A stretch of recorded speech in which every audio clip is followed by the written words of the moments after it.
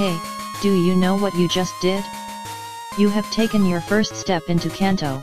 Check your Poke Gear map and see, this scene shown at the beginning of the video, from the original Pokemon Gold and Pokemon Silver, dates from 1999, from the last century. Although it seems incredible, it was the first and the last game without counting remakes to include a second region, a second adventure. 18 years after these events, Nintendo has gone through many Pokemon games, but none of them included a new region, simply our native region. So, imagine after going through Johto, passing the 8 gym medals, and defeating Team Rocket, having no idea about where Kanto is located in regard to Johto, reaching that path before the Pokemon League, and knowing that you are in Kanto, that this initial region may be visited, not even in dreams. At the beginning of your adventure in the small new bark town you would think you would get to the point of being in Kanto, and sincerely there are times when I play Pokemon Gold, Silver, and remakes, that at the beginning of the adventure I cannot believe that I can go from this small house, to visit Kanto, to be mounted on that boat heading to Kanto.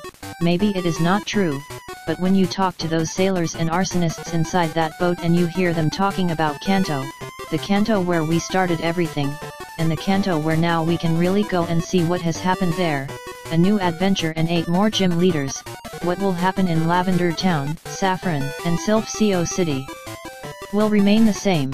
Will the Team Rocket Casino in Celadon City still standing? Will Mutvo be by Kanto? And the legendary birds? Will we know anything about Giovanni? What will we find in Pallet Town, and in Red S house? Can we talk to him? All these questions were around my head the first time I went to Kanto after Johto quite a while, with an immense desire to visit and see what happened there after 3 years, even more than the own Johto.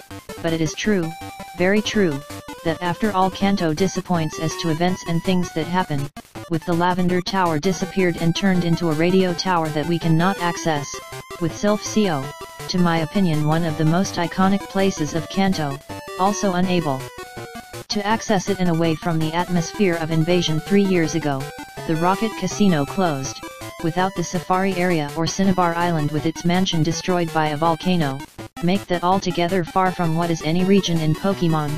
But, let's look at the time, 1999, and we could go to another damn region with its 8 gym leaders. One of the reasons why the second generation is considered by many the best or one of the best is for those 2 regions. We all recorded that Johto and Kanto. We recorded that Johto and Kanto were together, the old along the new, the expectation of seeing the passage of time and change, to see how the game continues, to follow Red S steps. But conversely, the closer you get to Pallet Town, the more you advance, but at the same time you are going backwards, taking into account the path that Red followed. The more you advance, the closer you are from witnessing the birth of that legendary trainer. From the Green Forest I cannot help but feel tension. For going closer and closer to Pallet Town, although I already know what will happen, every step forward that I give is a step back that gave Red in his adventure in that same place 3 years ago, a tribute to the eternal and imperishable. The great final in Mount Silver, the place of union between Kanto and Johto where we fight with Red. All of this is unique in these games and the reason they are so remembered and loved. The fact this happened in 1999 indicates that currently they have more than enough resources to incorporate a new region, and not only this, also to make that second region one that has nothing to envy to the main region, with which we start the game. Proof of this is one of my favorite hacks, Pokemon Liquid Crystal, a Pokemon Crystal remake with 3rd generation graphics, in which, in addition to being a longer Johto, going to Kanto places like the Lavender Tower and Silphio are open-end. Happen events in them, just as there are permanently important battles throughout the region and a story that continues. On the one hand, it is true that lately, the regions that Pokemon has made are quite satisfactory in terms of extension. Tizelia is quite more extensive than Johto or Kanto in Red and Blue, and Pokemon Black and White 2 includes an even coarser region, perhaps the most extensive of all, with huge routes where you literally get lost, and where you could spend hours and hours playing without facing any gym leader as you crossed deserts, mountains, and the sea itself. In addition to the post-game include several more places. Pokemo Fire Red and Leaf Green, Remakes of the first games, in addition to the traditional Kanto, also had the Caei Islands, an archipelago formed by 7 islands that made the game longer, more extensive, and some extra hours ensured, being some islands quite extensive and with some surprise, in addition to be the first games to include some rematches of the Pokémon League. Pokémon Omega Ruby and Alpha Sapphire included the Delta episode, adding some post-game to the original versions. Pokémon Pearl and Diamond with the Survival Zone is the respective post-game of Sinnoh. It is true that several Pokémon games included events and adventures after winning in the league, but let's be honest, none of these post-game can get you to sink and re-engage in history. You know you're the champion and that the game is officially finished. The game do not get to create you the need to play that post-game.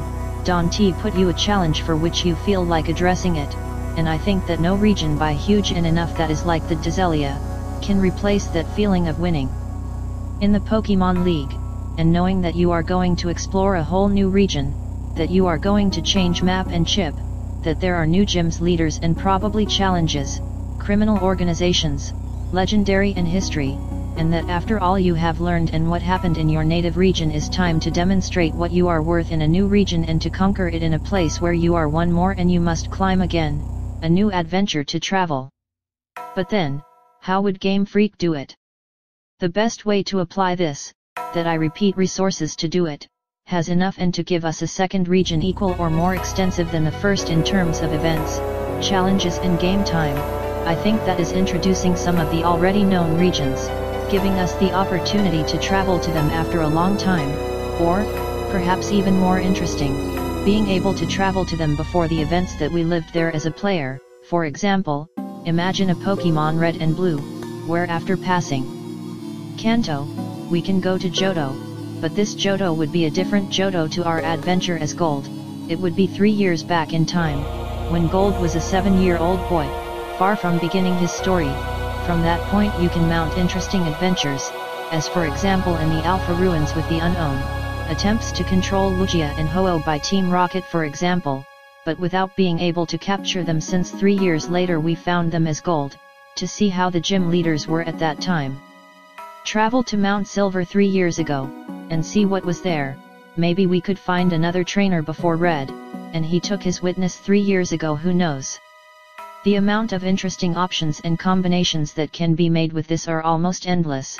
Just as I say Kanto, we could travel to the Sinnoh of the past, or the Unova of the past and witness the history of N and Get Kais or the story behind the original dragon, or even visit these regions in the future compared to when we played it for the first time.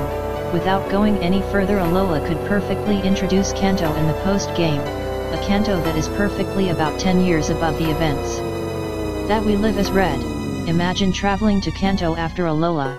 It would be brutal, and who knows what changes you will have experienced. It is true that putting places like Kanto or Sinnoh after a first region, makes that in the future the possibility of launching some remakes of the Kanto or Sinnoh mentioned lose much interest, since we return to visit them as a second region and do it as the region main would be similar, at least, in that sense would limit enough to release some remakes that are also quite expected by fans. Currently mostly a remakes of the 4th and 1st generation mainly, but in my opinion, definitely they should introduce a second region, although it is more summarized as the Kanto after Johto, since they can play with the passage of time having totally different events than those of possible remakes. At the same time they can expand the history of numerous characters, both to talk about the past and the future, and make Pokemon a much coarser and bigger game, many more hours of gaming and more information, more important battles, challenges, events, more condolence leaders and important characters. For everything said in this video, I think that they should introduce a second region in future Pokemon games, that does not harm the future release of possible remakes. It may sound contradictory, but surely taking it well and planning, united to all the resources available, both can be compatible, and would make one of the things most expected by a large part of this community, a dream, and for now a utopia that may be fulfilled and has reasons to do this. This was my opinion on this subject. What do you think? Should secondary regions be introduced in Pokemon games? Would it be profitable to Nintendo? Do you think it is compatible with the release of some remakes? With nothing more to say, See you in future videos.